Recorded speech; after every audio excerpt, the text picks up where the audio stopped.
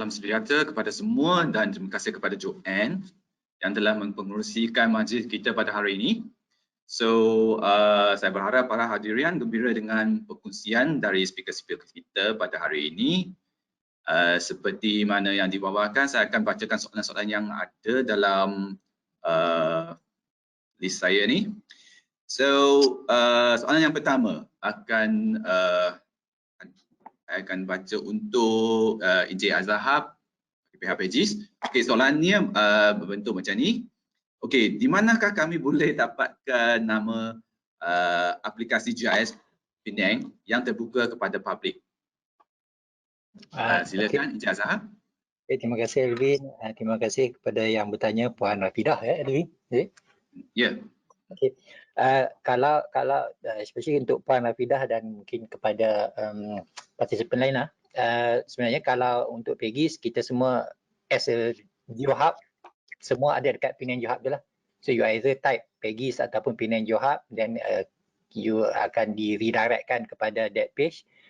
Dalam tu kalau you tak log in, dia di bawah tu dia ada aplikasi data dan ada empat option lah. So untuk aplikasi, just klik aplikasi, then aplikasi untuk public akan di list out dalam galeri tu lah. Then you boleh pick any application yang you nak tengok. Kemudian on data is you akan, kalau data yang ada ikon data dekat Penang GeoHub punya page tu is you akan redirect ke AJIS Hub untuk open data. But currently Elvin, we are having problem with the data store our enterprise. So I think it is working it out. So saya ingat kalau Puan pergi sekarang ni, kemungkinan ada setengah data tak boleh di access lah.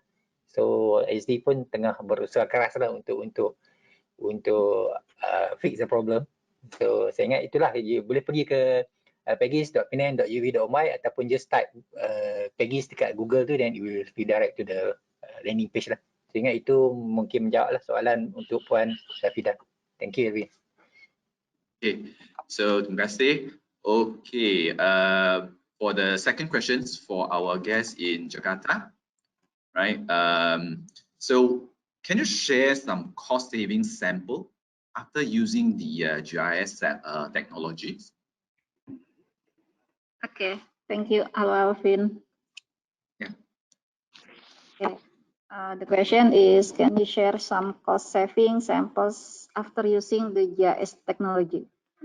I think I want to give you just a simple samples. Before we have Jakarta 1, people used to have to come to our office just to find out what the city plans were for the land they own, what the city plans for the building they own. There are costs for the people come to our office. There are also costs that we have provided in government to prepare, such as we have to prepare front office officer, we have to open for public service places. Also, we also have prepared for stationery and others. So imagine all these processes and costs occurring in decades. I think maybe more from 10 years. But with GIS technology, yes, we have costs to develop our base map. We also develop our infrastructure. We make special planning maps. But after all is done and published, it can be used by many people everywhere, 24 hours online. People can find out anytime, anywhere about city information for their land or for their house. They can explore or our special planning maps anytime. I think for the outcome is with this process also, it can reduce about land dispute or building dispute that happen in government. It's I think often happen in Jakarta also. So this process makes people smarter, and that's the point of GIS open information. This is I think can cost saving in government. This is for only one sample, but if we have the same process with many our thematic maps, so this can give us many advantage in cost revenue. Maybe this Alvin, my explanation for your question. Thank you. Thank you, Bu Melvi. I think it's a great answer. It's not his cost saving on the dollars and cents, but it's in the time and the process that has been shrunk. So great. Yes, yes. So soalan yang ketiga adalah kepada Puan Hani dari Majlis Bandaraya Johor Bahru. Okey, soalan yang pertama dari Encik Khairil from MP Kulip. Okey, setiap modul aplikasi dalam GIS pembangunan dibangunkan oleh vendor atau pihak GIS Puan Hani sendiri? Silakan. Okey, untuk menjawab soalan tu siapa Ya. yang bangunkan, kita beli sistem saja. Data semua adalah milik MBJB dan dibangunkan oleh MBJB, kita tak upah orang pun untuk bangunkan data lah. Okey. Kemudian kalau tuan-tuan tanya bagaimana modul tu kita bangunkan, sebenarnya modul tu kami develop sendiri. Itu juga dibuat oleh kami. Kalau tengok background okey. Ini adalah setiap modul ataupun kita panggil web apps lah, dalam konteks portal ni kita panggil web apps. Setiap ni kami bangunkan sendiri. Okey, dan kami boleh edit pada bila-bila masa yang kami suka. Okey, macam baru semalam saya baru upgrade modul untuk agenda tempatan ni. Contoh, sebelumnya agenda tempatan ni cuma ada beberapa layer sedikit je lah tentang program dan juga tentang kuasa penduduk. Tapi disebabkan ada request daripada ahli majlis untuk mereka nak tengok, sebab local agenda ni kan lebih kepada untuk penduduk. Dia kata dia nak tengok, saya nak tengok zon kawasan saya sendiri, saya nak tengok banyaklah benda dia request, sebab sebenarnya data tu semua dah ada tapi dia duduk dalam web apps yang berbeza. Contoh sempadan kawasan ahli majlis duduk dalam web apps sempadan pentadbiran. Tetapi dia kata saya tak nak duduk asing-asing, saya nak tengok sekali satu web apps. Okey, semalam saya baru edit dan upgrade, saya tambah layer. Dia request untuk tambah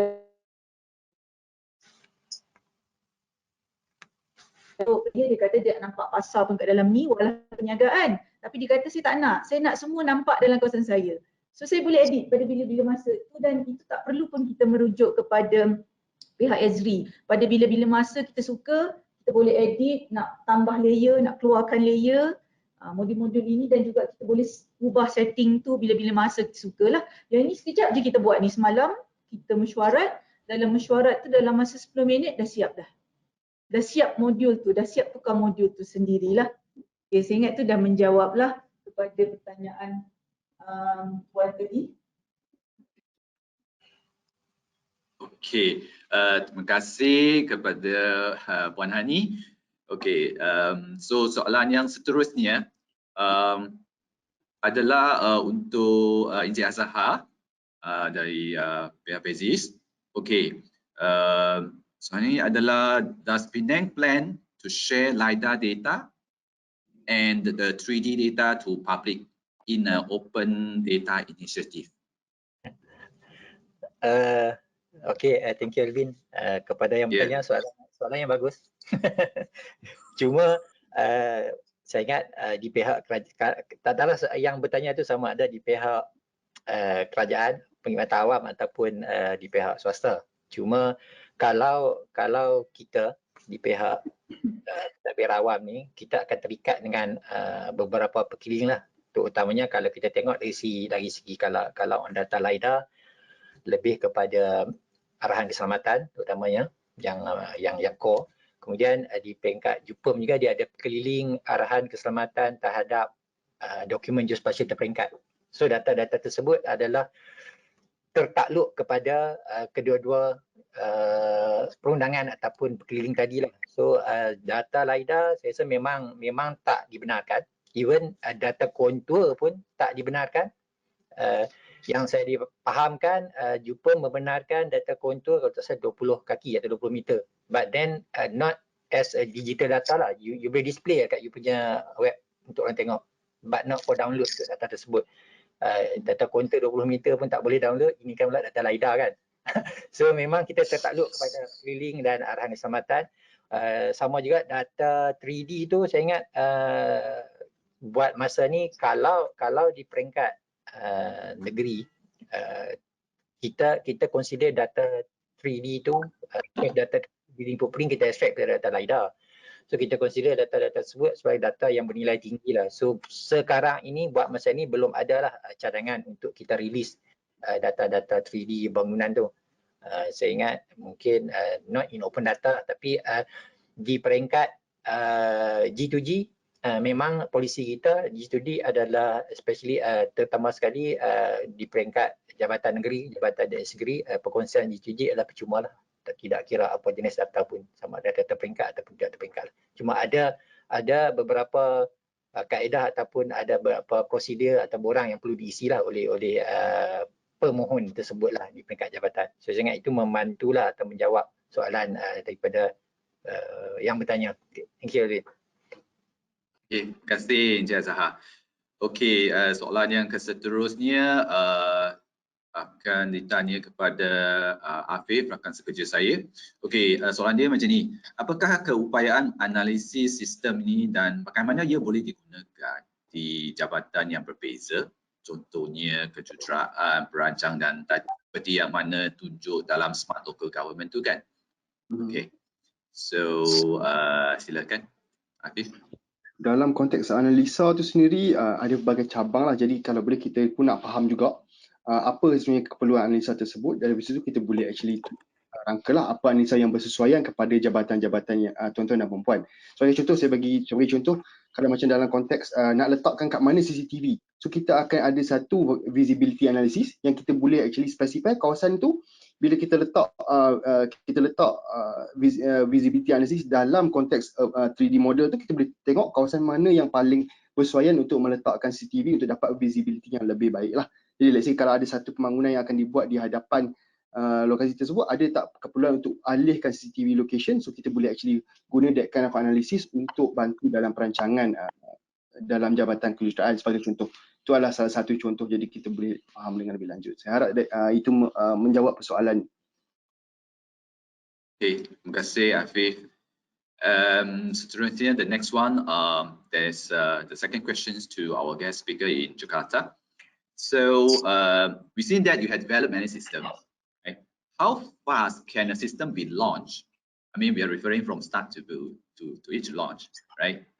Given the scenario that department have no knowledge about how GIS is. So, Melvin? Yeah. Okay, thank you, Alvin. In scenario, I think if the local government never use GIS, first, they should be open to getting knowledge and or assistance from other parties or from other governments, so they can know their needs for GIS and how to implement.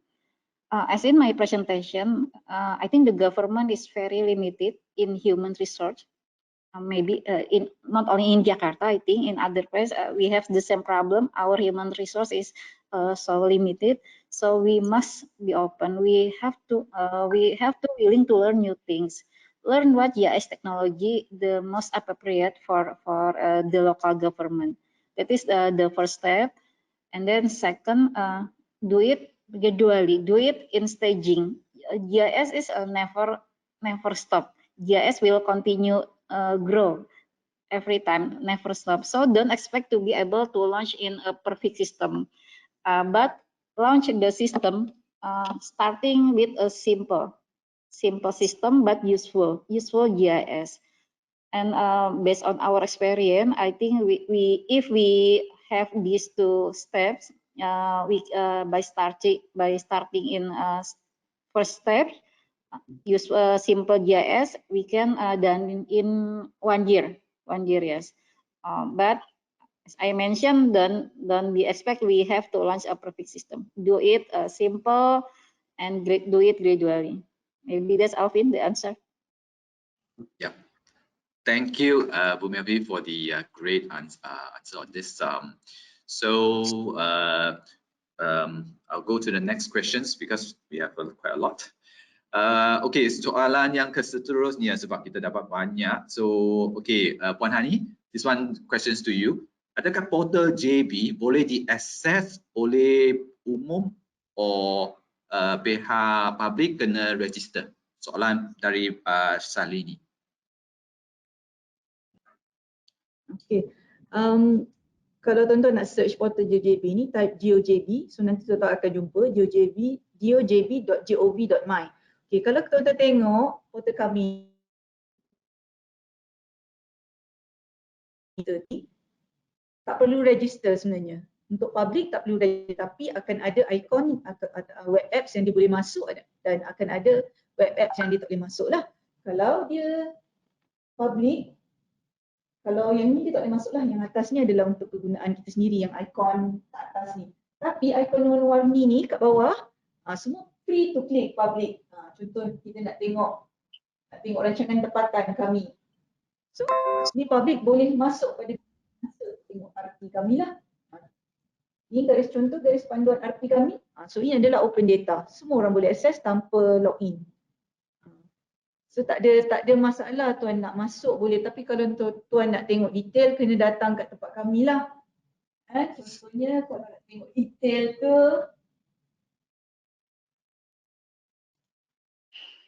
okay, kalau nak tengok detail, nak tengok yang macam ni, cukai, nak tengok lesen, yang itu kalau klik kat sini, dia akan automatic request for password.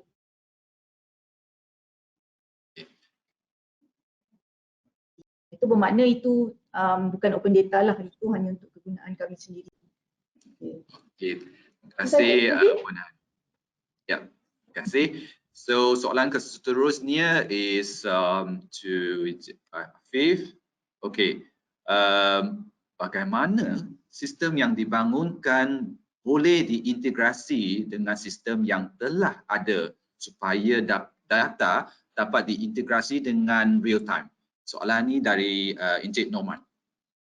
Okay, basically macam sistem yang sedia ada, kita pun tak ada masalah untuk menghubungkan sistem yang mana yang sistem ArcGIS kepada sistem sedia ada. Jadi kita bukanlah nak tukar ke semua sistem, tapi apa yang kita nak buat adalah kita nak buat capaian data daripada database sedia ada, dan daripada situ kita kumpulkan data tersebut dan kita paparkan dalam konteks geografi lah. Jadi berkenaan dengan integrasi itu sendiri, kita boleh actually integrasi daripada konteks data, satu yang paling mudah, dan yang kedua adalah integrasi terus kepada sistem. Jadi kita ada capability untuk integrasi antara data dan straight away kepada sistem tersebut. So contoh ada sebarang submission dibuat daripada sistem lain dan kita nak straight away liaise kepada GIS, itu pun boleh dibuat based on kita punya platform lah. Itu antara ya, saya harap itu menjawab persoalan Cik tadi. Okay, terima kasih Afif. Last question that I have for Pegis untuk Encik Azahar. Okay, disebabkan kesetukan masa, banyak soalan ni sebenarnya. So, apakah status pelaksanaan 3D virtual DPNet?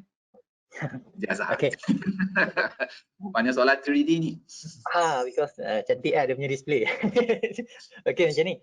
3D tu currently data on building yang tadi ada building yang color-color, on the LRT punya alignment dan juga utility WK dan juga telcos punya fiber optics punya layout tu, itu memang kita dah ada in 3D. Cuma pokok untuk pokok for the whole island side lah, island side itu kita dah ada. On the seberang punya side, kita sekarang ni bangunkan semula, kita just dapatkan balik ability footprint dan kita cuba dapatkan height dia based on data LiDAR yang kita ada. Then later on untuk assign that usage of the building, saya ingat tak ada masalah because kita akan gunakan land use punya data. Sama juga di sebelah seberang ataupun di sebelah seberang perai, data pokok itu saya ingat masih tak complete. Kita juga yang mohon bantuan MBPP lah nanti. Cuma sebenarnya kita nak publish this application to public, Elvin. Cuma actually kita kena aksi and data kita letak dekat AJIS Online, but it seem slow lah. So mungkin pihak Ezri ataupun partner mungkin boleh tengok, dan mungkin kalau dapat kita speed up that performance, then mungkin this application can be published to the public lah. So itu on I punya side. Untuk yang bertanya tadi, on the pulau punya side almost complete except for trees. On seberang punya side saya ingat dalam 60 to 70% lah kita dah buat. So So hope ini menjawablah soalan. Okay, terima kasih Edwin. Okay, thank you Ijazah. So isu-isu yang tak dibentangkan tadi Ijazah, so I think my team is looking at it lah. So no worries. So memandangkan masa dah tak cukup sebenarnya, so saya kena akhirkan sesi Q&A ni. Okay, so for our guests in Jakarta, the Q&A session will be over. So kepada semua hadiran di sesi soal jawab ni, kita akan berakhir, tapi soalan-soalan yang ada masih belum dijawab akan dijawabkan lepas sesi ini. Okay, secara email dan sebagainya lah.